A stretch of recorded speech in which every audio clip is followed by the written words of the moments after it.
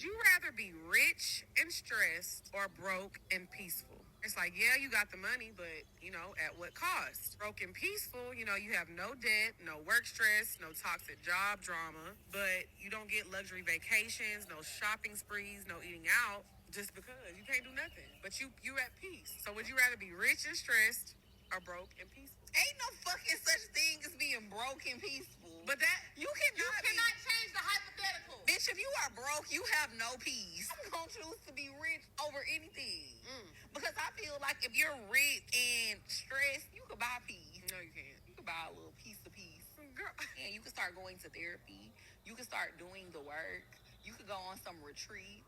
Namyo Horenge Kyo. A lot of people are stressed because they don't know how to manage the stress. I feel like you can figure out how to manage your stress, especially if you have some money. One thing that scares me is stress can kill you. Absolutely. So if you're rich and stressed, you can't even enjoy the fruits of your labor. Because I think it's crazy when I see rich people who work so hard, but you can't even enjoy yourself. Okay, but if you go to a lot of these like villages, like when we went to Palenque, and you see these people who don't have much and they don't have much of nothing, and they are extremely happy. So I think sometimes the environment that we live in, the capitalism in our environment, has taught us that you have to have all these materialistic things to be happy. Let's talk about it. I agree to a certain extent because the world does try to say if we have all this money, all of these materialistic things, that we will be happy. And there are people who believe, like the lady on the left saying, I can buy my peace. And there's no such thing. And I'm going to just say this.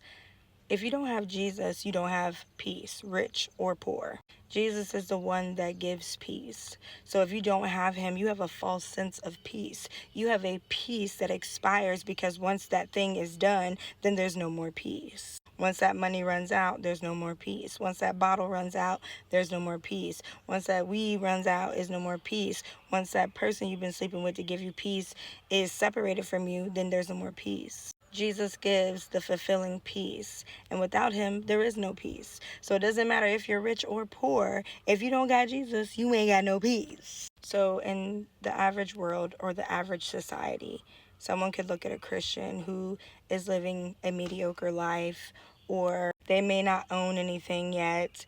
Maybe they're renting and they have something that's just suitable for them and their family, a little small car, whatever the case may be. My life, you can look at my life. And someone who has much in life may say that I'm poor, but really I'm rich, okay? Spiritually. But we could look at those same people who claim to have everything and they would look poor to us because you have all of these tangible things. You have all these things in the physical, but you're miserable. To us, that's poor. You don't have God fulfilling you or sustaining you. So you're poor in our eyes. So the real question is, who is really poor? And my answer would be anybody that don't have Jesus. So if you rich in the physical and you ain't got Jesus, you're poor. If you are poor in the physical but you got Jesus, you're rich.